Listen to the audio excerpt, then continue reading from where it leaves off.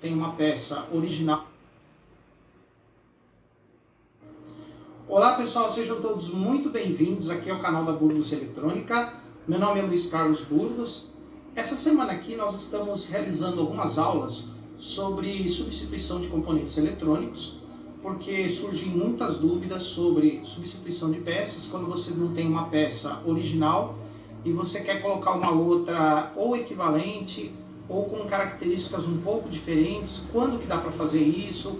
Em situações emergenciais e por aí vai. Então, nós começamos essa aula ontem, nós colocamos no canal um vídeo sobre substituição de capacitores eletrolíticos.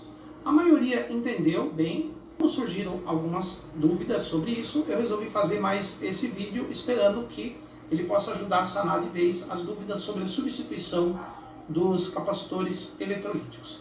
Mas antes, pessoal, deixa eu agradecer aqui o pessoal que participou da promoção. Nós vamos falar agora sobre os capacitores, tá? Mas antes da gente falar sobre as características dos capacitores eletrolíticos, deixa eu contar para vocês uma historinha rápida aqui.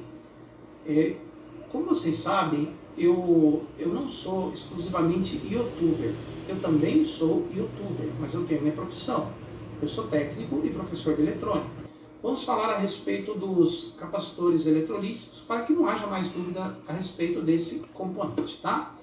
Então aqui, ó, nós temos os capacitores eletrolíticos, têm várias características, várias features, e como características nós temos, por exemplo, capacitância em microfarads, tensão de trabalho, que é a máxima tensão que você pode aplicar nele, que é medida em volts, coeficiente de temperatura, ESR e outras características menos importantes.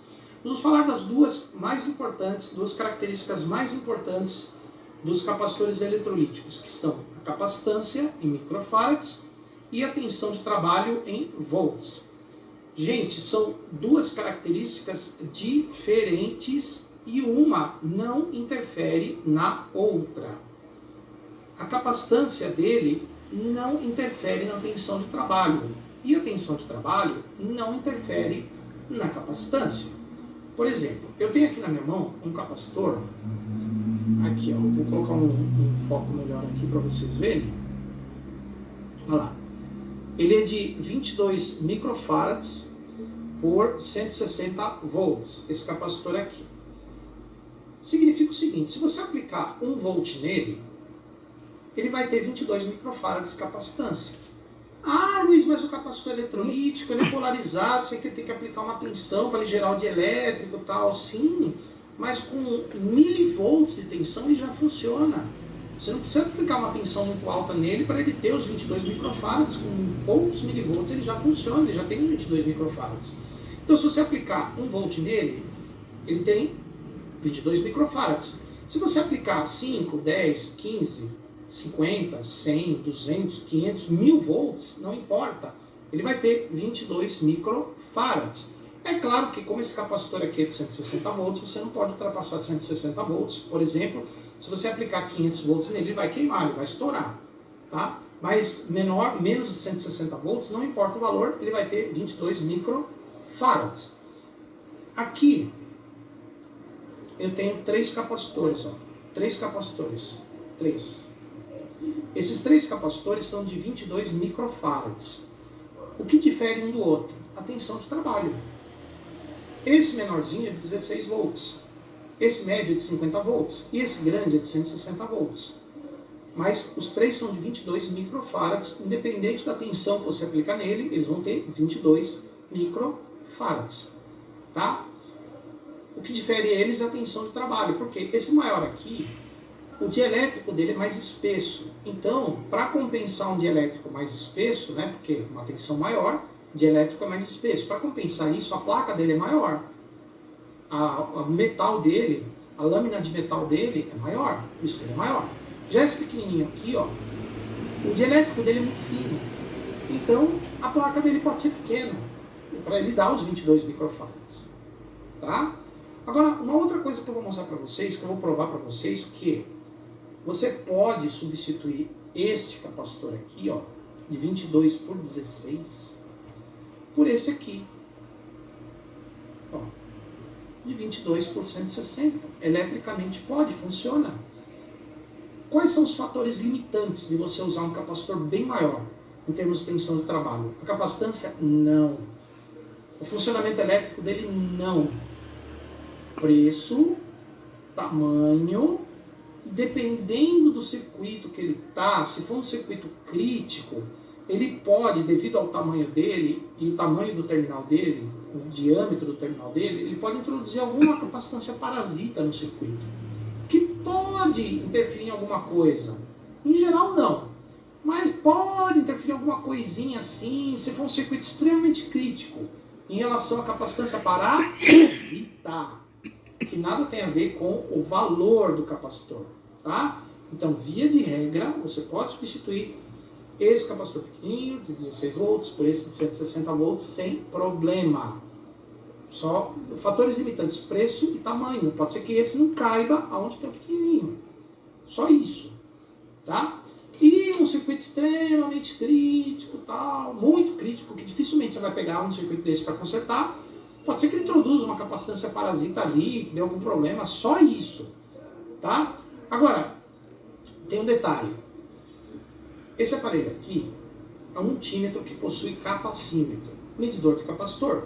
Poderia ser um capacímetro normal, só o capacímetro, sem multímetro. Esse aqui é um multímetro com capacímetro, tá? Então, na hora que você vai testar o capacitor, você vai medir o valor do capacitor, você vai ter uma tensão nas pontas de prova, tá? Essa tensão vai ser aplicada no capacitor que você vai testar. Então, eu vou mostrar para vocês agora o teste desses 3 capacitores de tensões diferentes, tá? Então, vamos começar aqui, ó. Vamos começar com o capacitor menorzinho dos 3. Vamos colocar aqui, ó. Vou colocar aqui as ponteiras de prova. Vamos ver aqui. Capacitor menorzinho. Olha lá. 22,60 microfarads. Tá? Um capacitor de 16 volts. Então quer dizer que o multímetro aplicou uma tensão no capacitor e ele indicou 22 microfarads. 22 é alguma coisa porque tem tolerância, tá? Agora, nós vamos repetir o teste no capacitor médio. Mesma capacitância indicada no corpo. Vamos ver aqui. Olha lá. Quase o mesmo valor, um pouquinho maior por causa da tolerância, 22 microfarads, tá? 22 microfarads. A tensão aplicada nas pontas de prova no capacitor de 50 volts foi a mesma. Percebam que ele deu a mesma capacitância. Agora, nós vamos testar o maior, com a mesma tensão.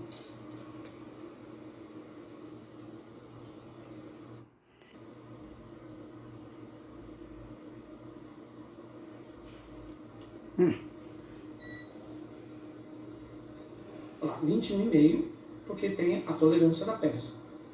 Praticamente a mesma capacitância dos outros, tá? Maior. Então vocês perceberam que aplicando exatamente a mesma tensão nos 3 capacitores, eles têm a mesma capacitância.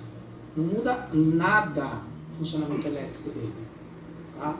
Então, a tensão de trabalho do capacitor não interfere na capacitância.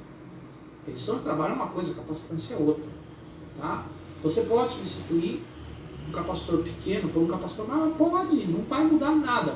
Inclusive, eu trabalhei numa assistência técnica, consertando TV, e a gente pegava muito na época, né, umas TVs da Sanyo, que dava muito problema no vertical. Ela fechava a parte de cima do vertical e ficava com umas linhas de retraço também. Esse defeito era causado por um capacitor eletrolítico de 3,3 microfarads por 160 volts. A gente na oficina tinha um estoque desses capacitores de 3,3 microfarads por 250 volts. O capacitor que tinha na TV era de 160 volts. E no estoque a gente tinha de 250. A gente trocava o capacitor e funcionava normalmente, não alterava em absolutamente nada. o funcionamento do vertical daquela TV. Então percebam que você pode trocar um capacitor de tensão menor por outro de tensão maior. Porque a tensão que tem no circuito vai continuar a mesma. Tá? Por exemplo, esse capacitor aqui é de 16 volts.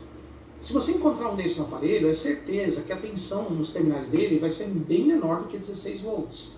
Ele pode ter 9 volts, 8, 7, 5, 4, 3 volts nos terminais. Menor do que vai ser sempre menor do que o que está marcado no corpo dele. Vamos supor que esse capacitor aqui, ó, os terminais dele tem 5 volts no circuito. Se você colocar esse aqui de 50 volts, ele vai continuar com 5 volts nos terminais. Se você colocar esse maior aqui, ele vai continuar com 5 volts nos terminais. Não muda nada na tensão do circuito, nada. E nem a capacitância dele funciona da mesma forma. Então, resumindo, esse capacitor de 16 volts, você pode trocar pelo de 50 e pode trocar pelo de 160. Não é conveniente trocar pelo de 160 por causa do tamanho e do preço dele, só por isso. E num circuito extremamente crítico, que dificilmente você vai pegar, né? Por exemplo, um oscilador de alta precisão, coisas assim, que qualquer capacitância parasita atrapalha o funcionamento do circuito, aí a gente não coloca desse aqui maior por causa da capacitância parasita, só por isso. Tá, pessoal? Beleza?